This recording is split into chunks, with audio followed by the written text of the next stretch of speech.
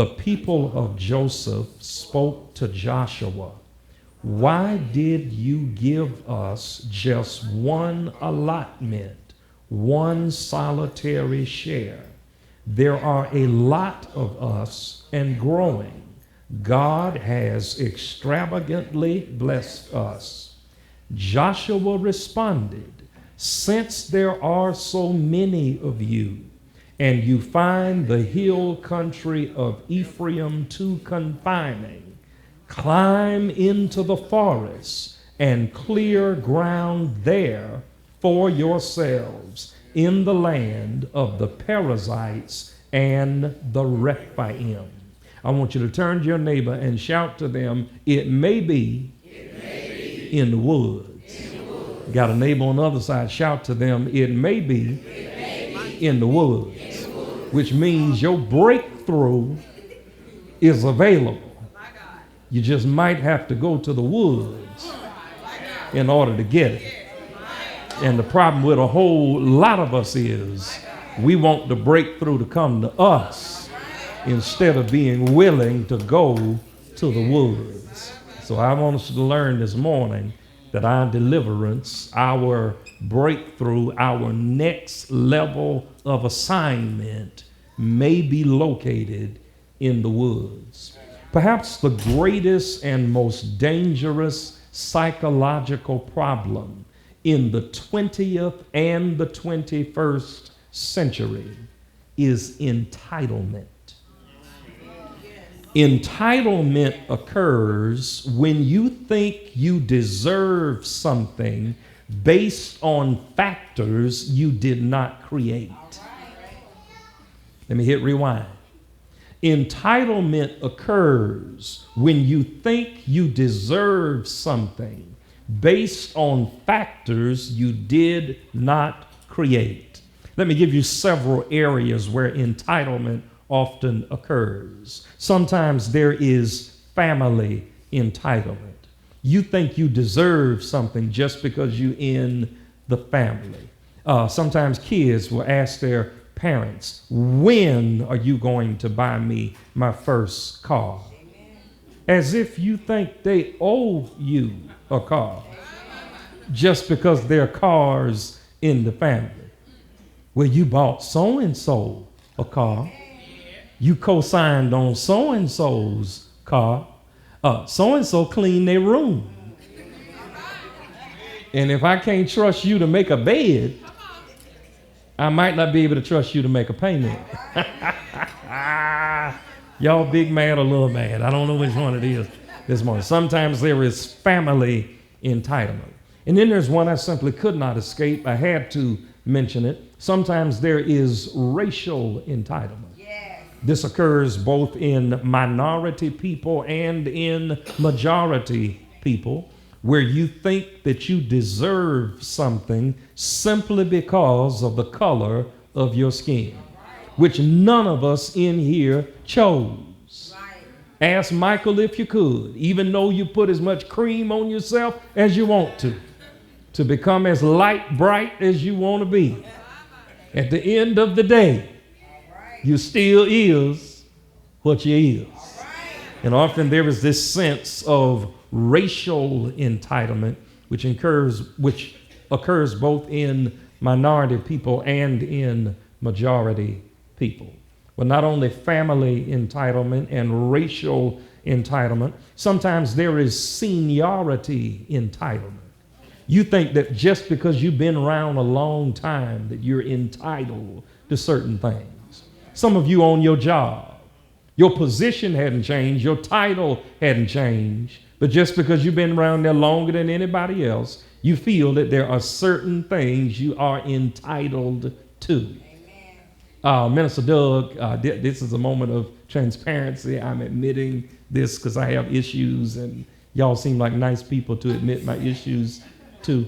There have been occasions when I have been invited to games on the University of Florida campus. My seat was secured. I've even been invited to the president's box, and they secure your seat, but they don't secure your parking.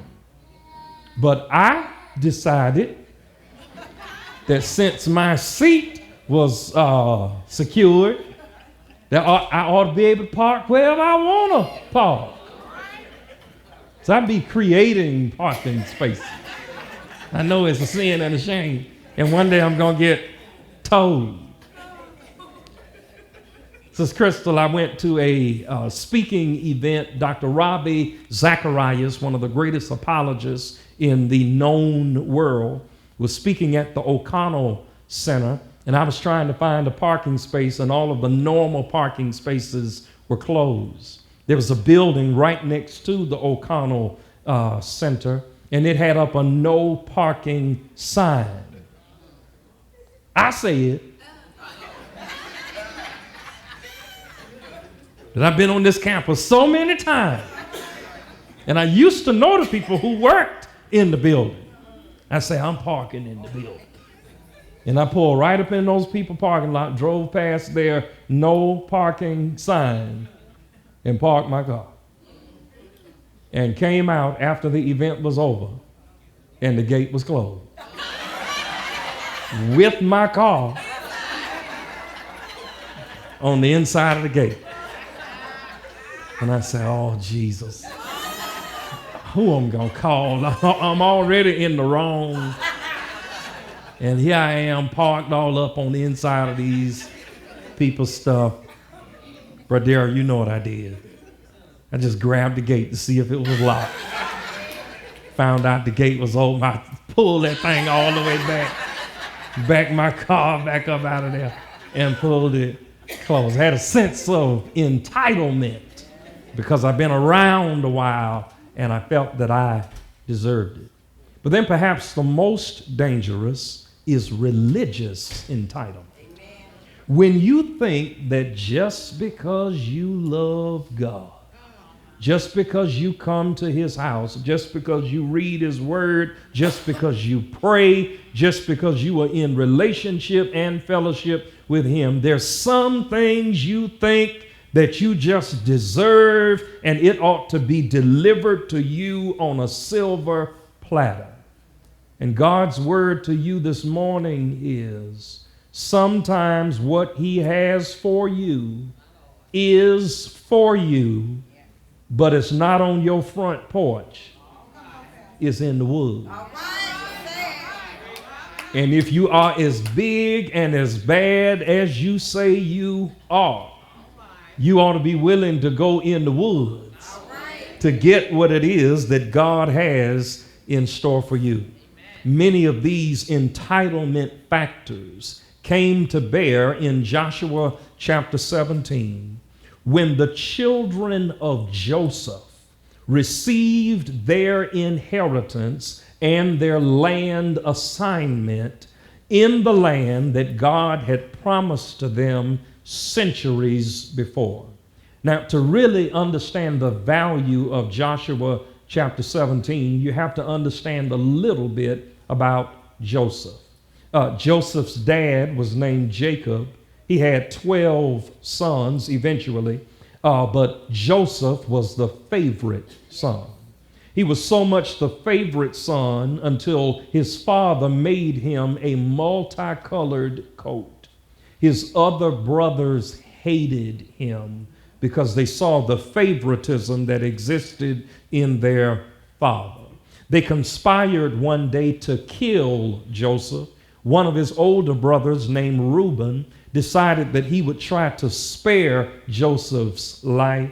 The other brothers agreed that they would spare his life and not kill him instantly. They wanted him to die a slow death, wasting away at the bottom of an empty well. Get this. They threw him into the empty well and went and had lunch.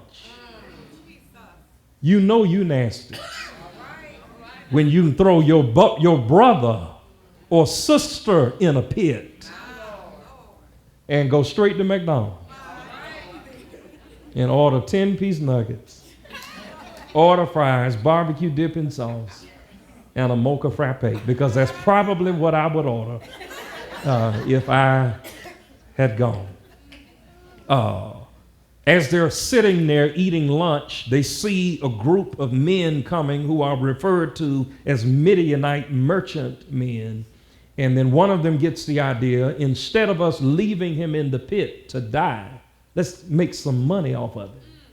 And they get him up out of the pit and they sell him into slavery. Can you imagine this, Sister Ronisha, that when they came to get Joseph out of the pit, how much joy he must have had in his heart. He said, my brothers were just playing. They didn't really want to kill me. They're coming back to get me. Only to discover that when they get him up out of the pit, it is to sell him into slavery. He ends up in the home of a wealthy man named Potiphar. Potiphar was wealthy, but he stayed gone all the time. And everything that Joseph touched in Potiphar's house turned to gold. The blessings of God followed Joseph everywhere that he went. Until one day, the one thing that Joseph did not want to be in control of wanted to take control of him. And that was Potiphar's wife. Because Potiphar stayed gone all the time, leaving that woman in the house, lonely, with young, good-looking Joseph. That's how the Bible describes him, that he was young and good-looking. And Mrs. Potiphar said, I want you for myself. And day after day, she kept coming after him. And he would not agree to be with her. One day she caught him. There was no one in the house but the two of them. And she said, this is my chance. This is my opportunity. I'm finna get him. And she grabs hold to him. And Joseph punched the button on his iPod and pulled up MC Hammer's greatest hits and let it rest on the song, You Can't Touch This. I don't know if he put the pants on and put his hands on his waist. Don't make me do the dance.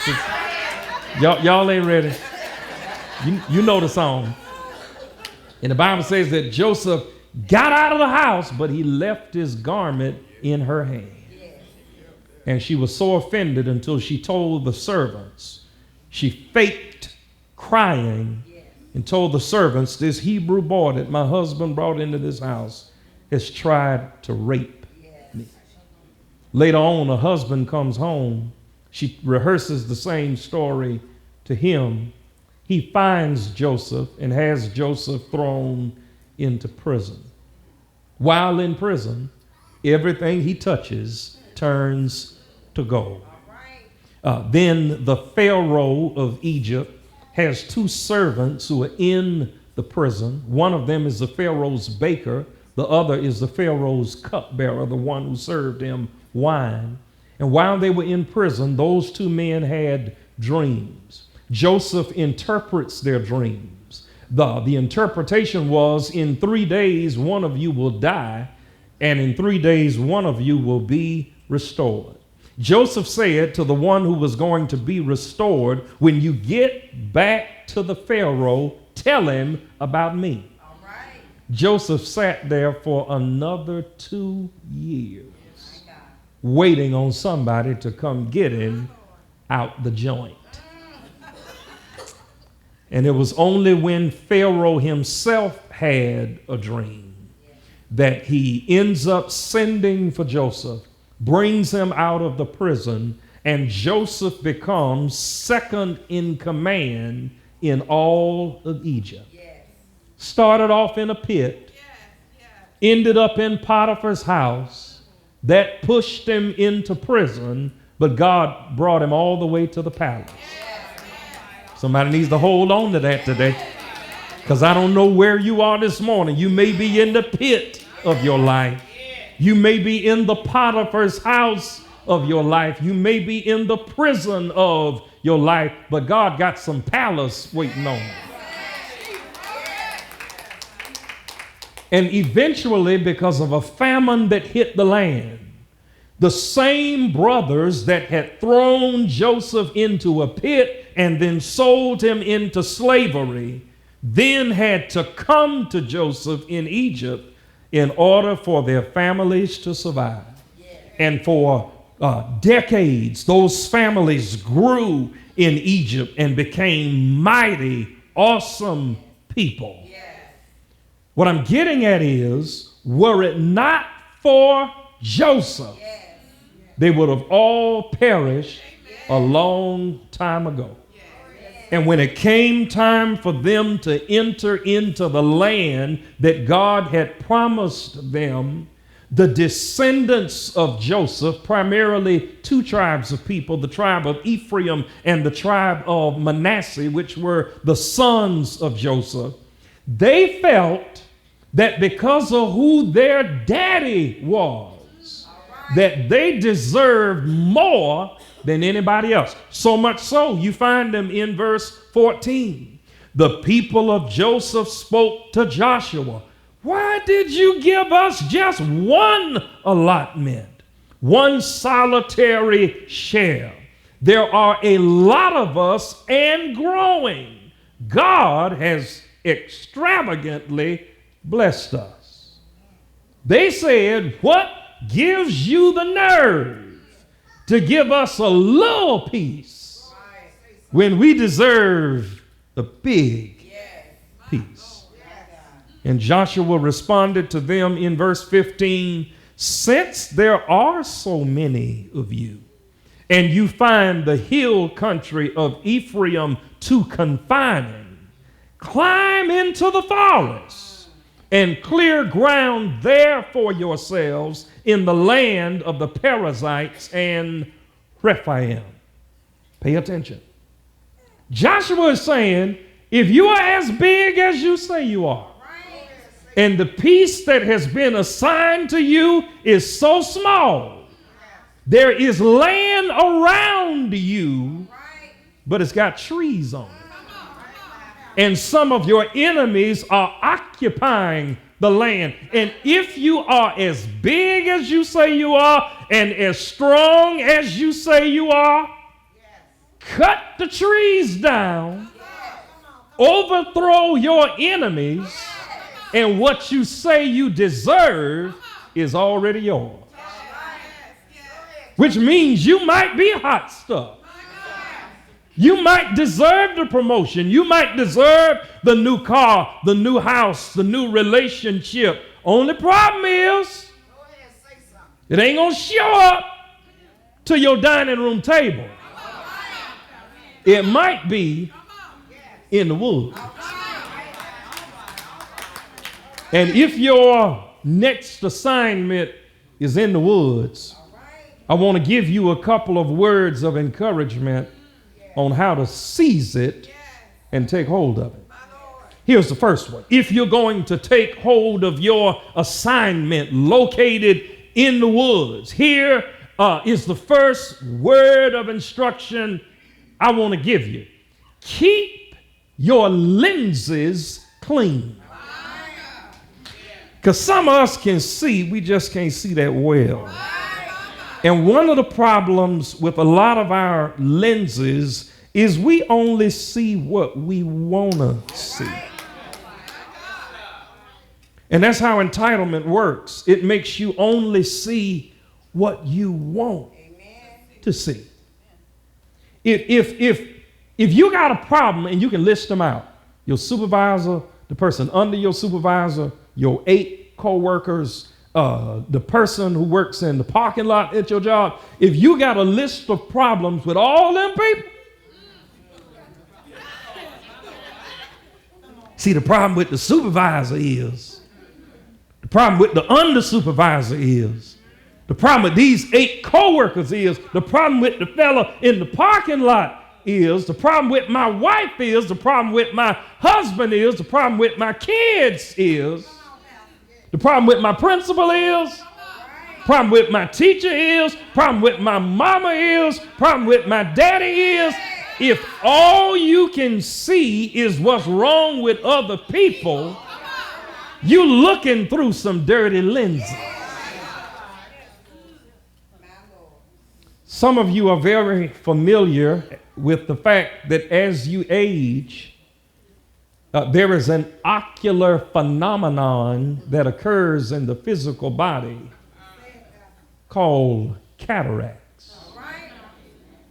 Cataracts occur when the lens of the eye becomes clouded by material that degenerates over time, so that it doesn't matter how many times you change the prescription on your outward lenses, your eyeglasses or your contacts, it cannot compensate for the gray matter that's developing on the inside of the eye.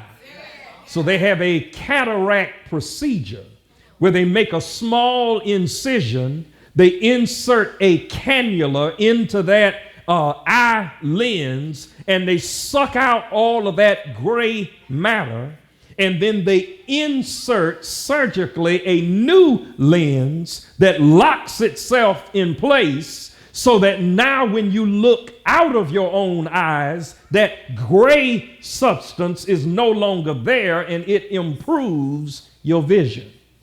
The same thing in a similar fashion is true for people like me who don't have cataracts, but I wear glasses and sometimes I wear contact lenses. Brother Donovan, this past week I decided that I ran across my contact lenses and I decided that I'd try putting them on.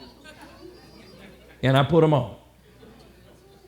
And they worked very well as long as I was looking down the road.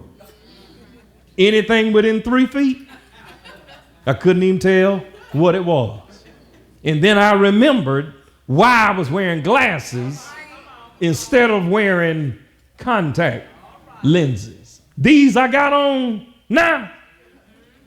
I'm 45, but these are trifocals. Not bifocals. Trifocals. Which means there's one prescription down here, another one in the middle, another one at the top. You know what that means? Don't try me, because I can see you. Wherever you are, you right up here, I got you. You out there, you cross the street, don't matter. I can see through a wall with these.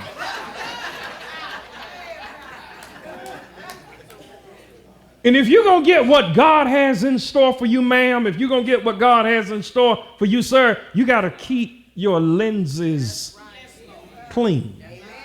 Watch what you find in verse 14. The people of Joseph spoke to Joshua.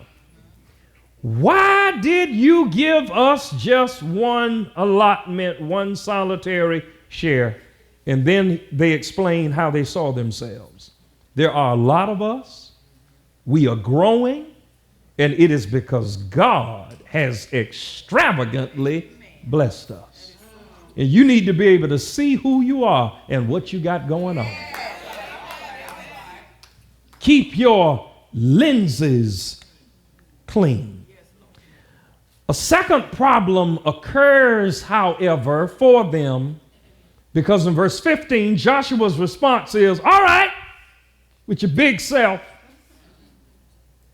go up to the woods, cut the trees down, and fight off your enemies. Here is what is so significant about that, Sister Kendra. The enemies that they are told to fight in verse 15 should have been destroyed a long time ago. Look at verse 12. The people of Manasseh never were able to take over these towns. The Canaanites wouldn't budge. But later, when the Israelites got stronger, they put the Canaanites to forced labor, but they never did get rid of them. Hey, God told them, drive your enemies away. Instead, they kept their enemies and made them pay taxes. Somebody is mad about what God is not doing now, when the truth is it was some stuff he told you to do 6 months ago. And the reason you so upset with God is because you were looking through clouded lenses.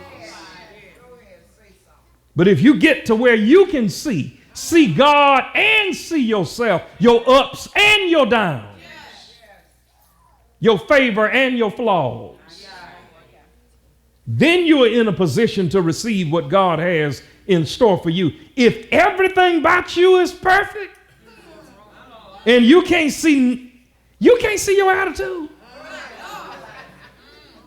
If everywhere you go, people tell you you have an attitude.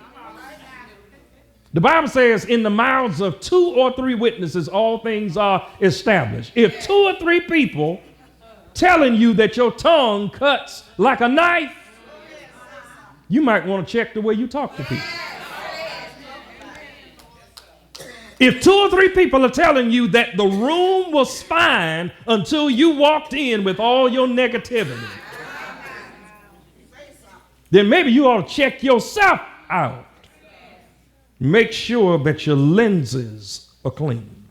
In Numbers chapter 33 and verse 55, God instructs his people to drive out all of their enemies that were around them. He gave them a land. We refer to it as the promised land.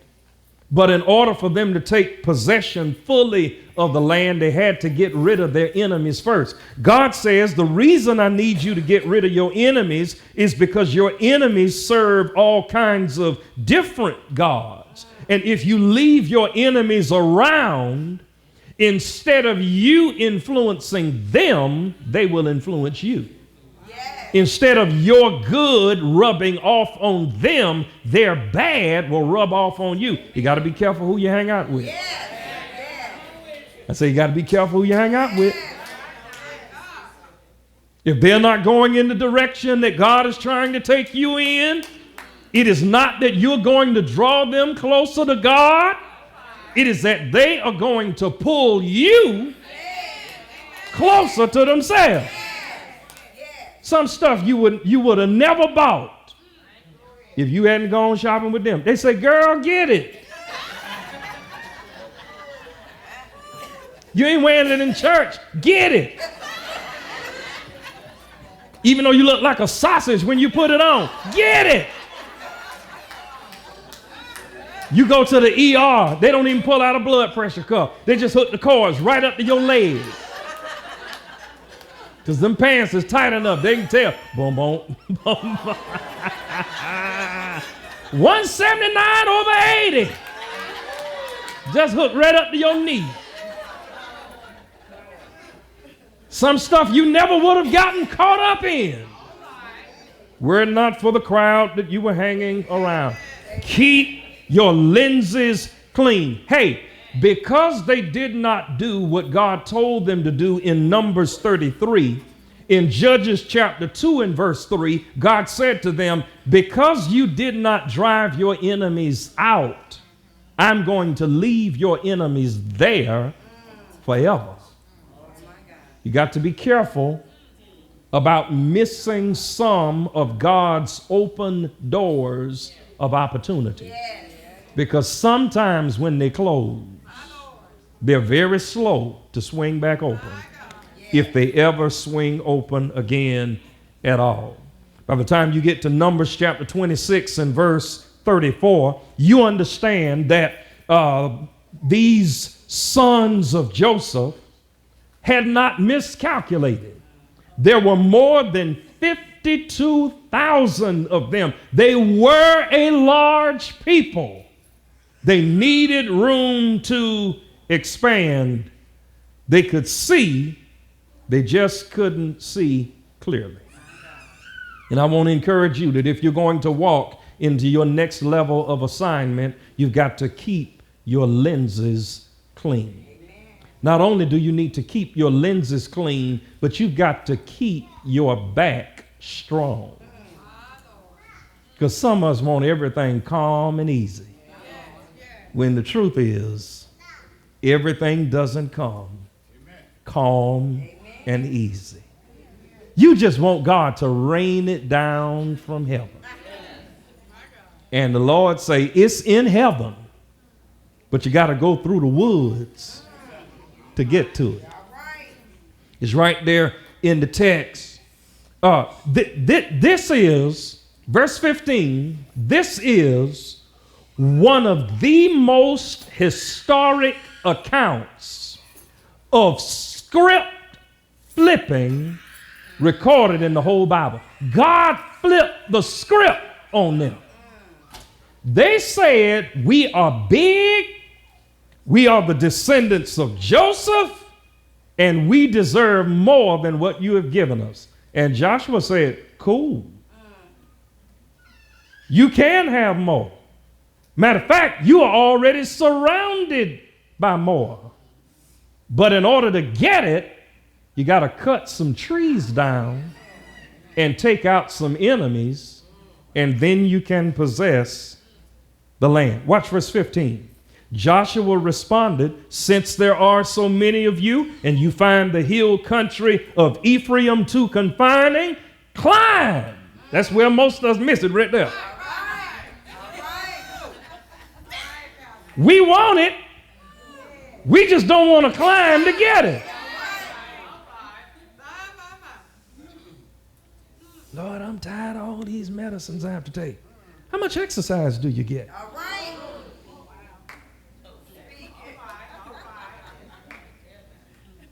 You walk fine everywhere else till you get to Walmart. Then you get on a cart, ride around the whole store.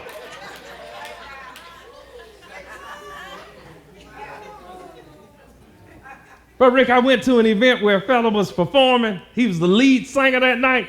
He was getting down. He was getting down. It was a social event. He was leading all the songs. He was getting down. Ran into him the same night at Walmart.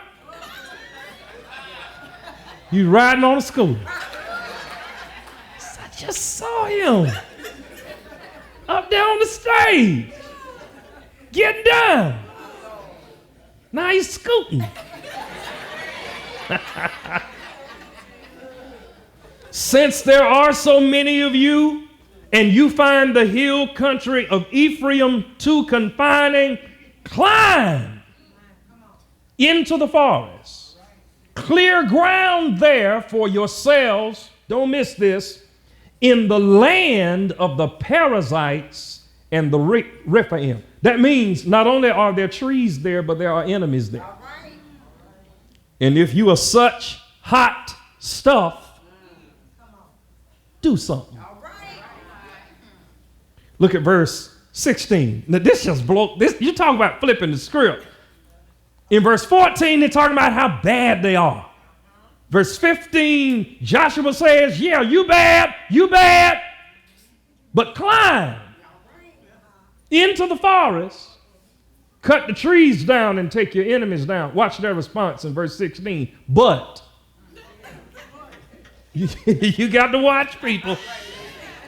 You got to watch people who demand things in 14, get stipulations in 15, and start making excuses in 16. But the people of Joseph said, there's not enough hill country for us, and the Canaanites who live down in the plain, both those in Bethshan and its villages and in the valley of Jezreel, have iron chariots. Hold on. 14, you were bad to the bone. Now all of a sudden, some trees and a few enemies have you afraid as if you cannot conquer. Watch Joshua's response in verse 17. He's not going to let them off the hook. Joshua said to the family of Joseph, to Ephraim and Manasseh, yes, there are a lot of you, and you are very strong. One lot is not enough for you. You also get the hill country. It's nothing but trees now, but you will clear the land, make it your own from one end to the other. The powerful Canaanites even with their iron chariots, won't stand a chance against you. What are you getting at, Pastor Thorpe? Sometimes you've got to fight what you can see. They saw the enemies. They knew that the enemy was in the land. Sometimes you've got to fight what you can see. Watch this. And cut down what you can't see through. This ain't for babies, them. Sometimes there's some stuff you can see, and if you're going to reach the next level of your assignment, you got to fight through what you see. But sometimes you got to cut down what you can't see through.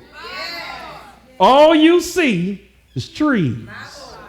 What God sees is that if you get the trees down, you can inhabit the land. Be careful who you hang out with, because some people will only point out what your enemy is. That's what you can already see. And some people will tell you you can't take the land because there's trees there. But you got to hang out with some people of faith who can see beyond the trees.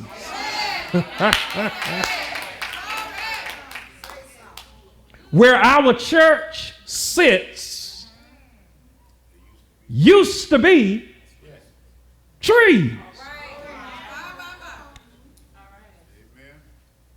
My first house in Jacksonville, the lot that the house now sits on used to be trees.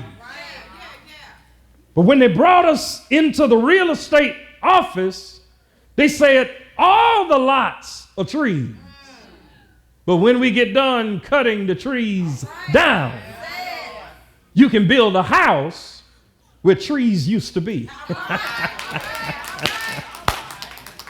And you got to have some people, because some of you hang out with folks who ain't got no faith. They ain't been nowhere. They've never seen anything. They've never done anything out of the ordinary.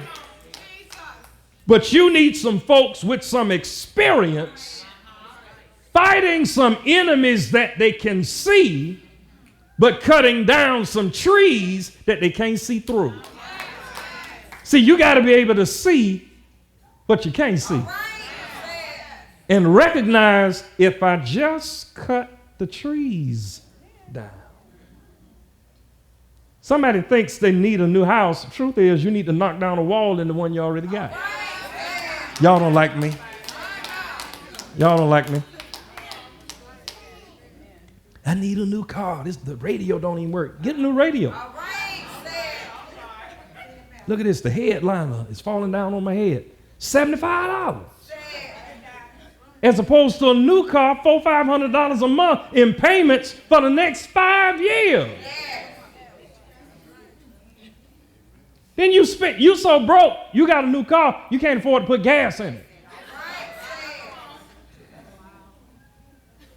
Sometimes you've got to fight what you can see and cut what you can't see through.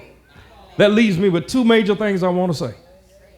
Here's what your prayer ought to be. Lord, give me the strength to fight.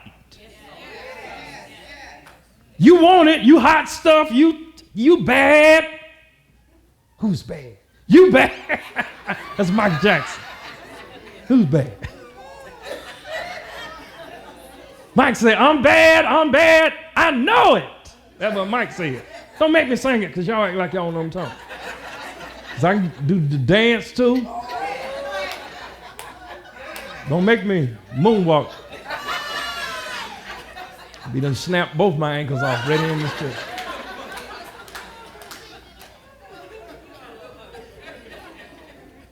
Your prayer needs to be, Lord, give me the strength to fight. Hey, there's another prayer you ought to be able to make. Lord, give me the strength to cut.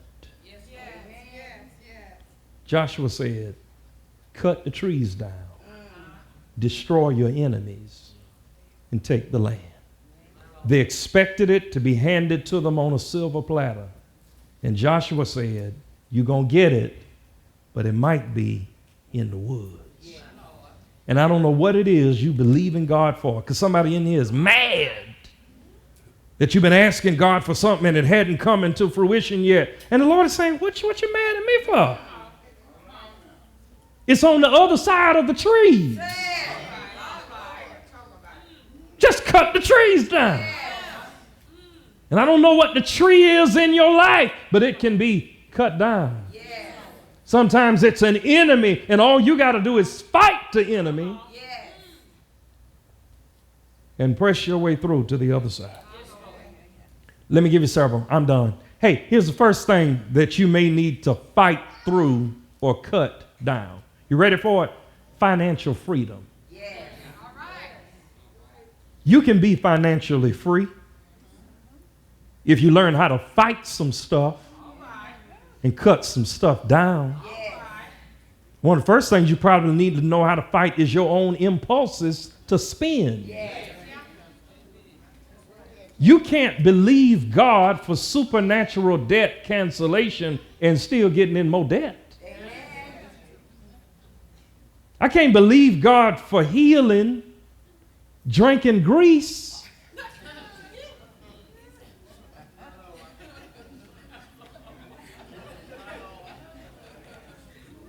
you standing in the healing line, breath smell like nothing but chicken, fried, grease, or what? And you in the healing line, but what you want the Lord to do? Ate 5 bags of chips on the way to church. Father, I'm believing you for divine healing. You drank 3 sodas with 1 meal. Father, I'm believing you for divine healing. You want to be financially free? Fight some stuff and cut down some stuff. Fight it. Invest in yourself. Find out what it takes to get you from where you are to where you really need to be. Financial freedom. Then somebody else, you need some familial freedom. You need some freedom in your household. And you asking God to set your household free. And the Lord is saying, when are you going to stand up and fight for what's right in your own house? Lord, I'm praying for these kids. They keep slamming doors. Wait till they come in and ain't no door.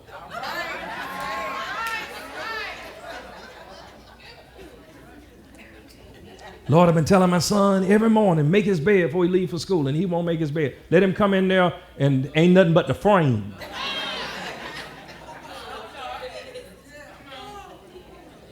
Where's my bed? Let's talk, son. Let's talk about your bed. Did you buy the bed? No, sir, I didn't buy it. Well, how is yours? Well, what happened to it? You wouldn't make it up. You wouldn't make it up, so we took it out.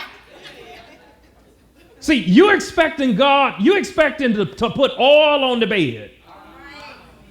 And that if you anoint the bed with enough oil, that supernaturally the kids will make the bed. No, sometimes you got to be ready to fight. It's your bed in your house. Let's take it up out of there. I told you, do your homework, stop playing them video games. I'm almost done. I'm almost done. I'm almost at the last level. Here's what you do. Leave the game, take the cord. Just let them come in there.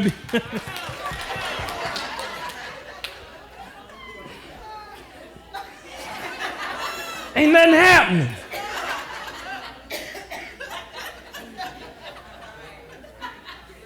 Just take the cord off.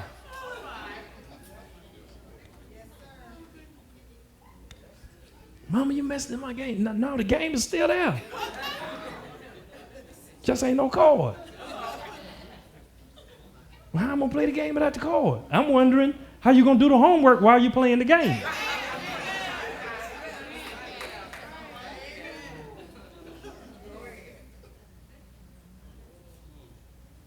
Familial freedom. Hey, here's a third one.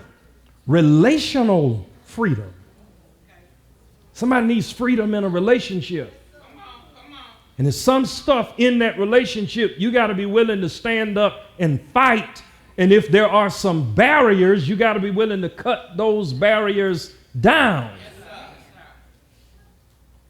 Because here's where some of us mess up. You want to give your family things that you didn't have as a child. So you working 3 jobs to put a flat screen on every wall.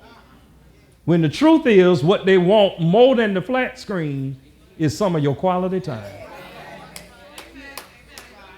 So cut some stuff down. Announce to them, when this TV go out, we ain't getting no nothing unless we can pay for it in cash. Because I'm not working 3 jobs to kill myself for y'all to stand up in here over me. He was such a good daddy. Was he really? Till you worked him so hard, he stretched out of him. He looked so peaceful. He didn't a week before.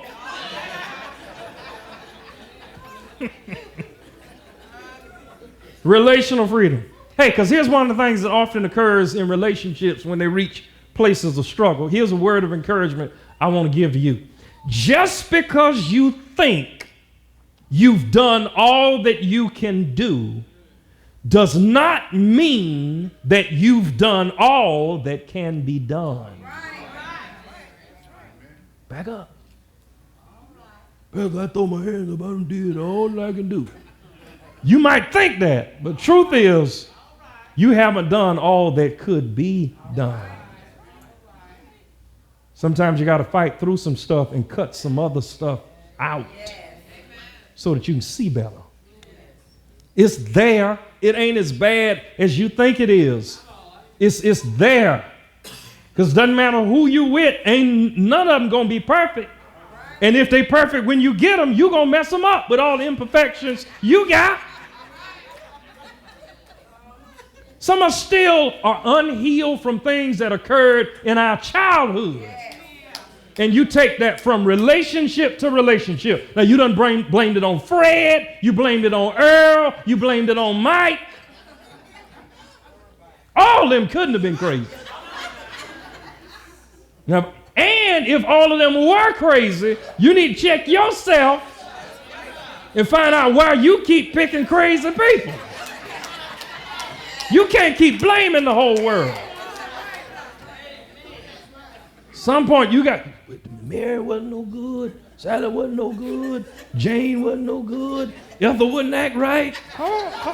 None of them. Either something is wrong with you or you don't know how to pick them. You got to fight through some stuff. You may need to cut some stuff down. If you want to catch a crawfish, all you need is a strong rain. They'll show up in the ditch. But if you want to catch a blue marlin, you got to go deep sea fishing.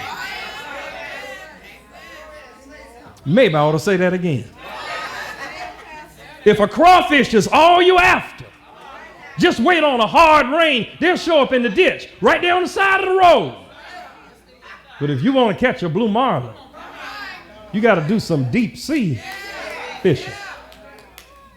And maybe the reason you keep coming up with zeros is because you're not shopping in hero territory.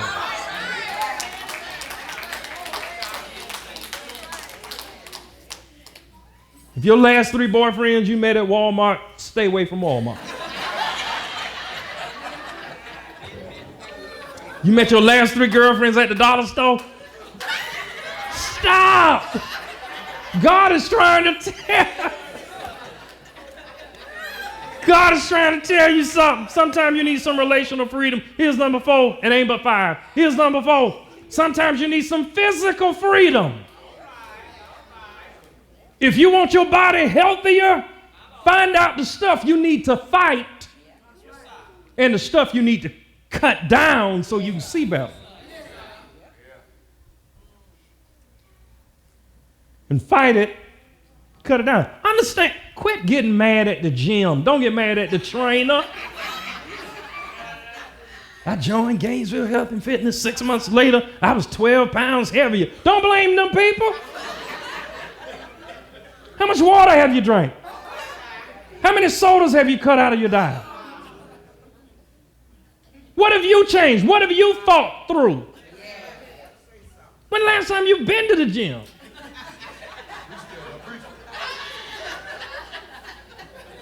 Well, see, what had happened was, you blaming them, you ain't seen them people in 5 weeks.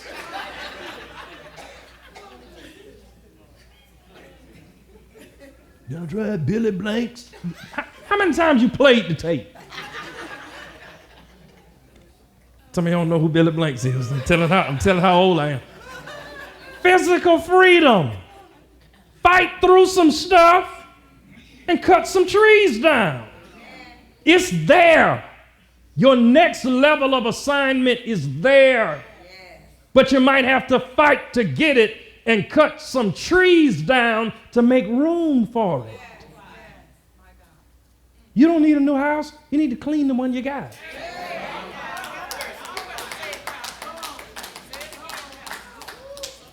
Sometimes you say it's not big enough. Sometimes instead of storing things around you, you need to go up higher. All that empty space you got all around the walls. You might need to redesign. You don't need a new closet. You might need to redesign the one you already have because you're not making proper use of the space. Cut it down and fight it. And here's the last one. Somebody needs some eternal freedom. You come up with all these excuses as to why you can't give your life to the Lord. And you say, if I come to the Lord and my boyfriend don't come, that's going to mess up my living situation because I'm going to be so convicted. But tell me about your living situation. How happy are you there? We fight all the time. I pay all the bills. He ride around all day in my car. And I'm putting gas in. And you say you'd rather have him than Jesus?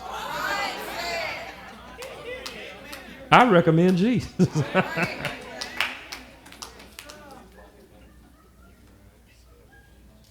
I don't want to get rid of Sally.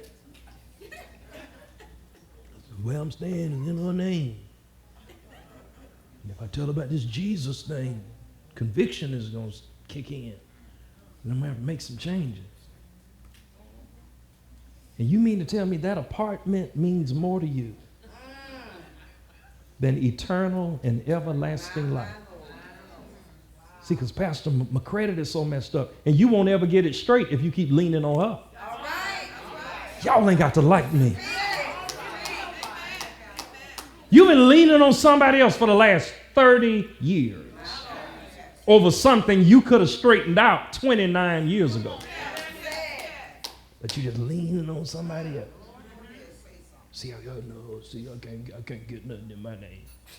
So I got some stuff on there. Some stuff you could have disputed. Some letters you could have written. And hey, it ain't going to happen overnight. Sometimes you got to fight your way through it and see through the trees and start cutting them down. Cutting them down. You might not cut down but one a week, but keep cutting them down. As long as you're cutting down more than what's staying, keep cutting down the trees. Your next level of assignment is already there, but it might be in the woods. And all the people say, Amen. Amen.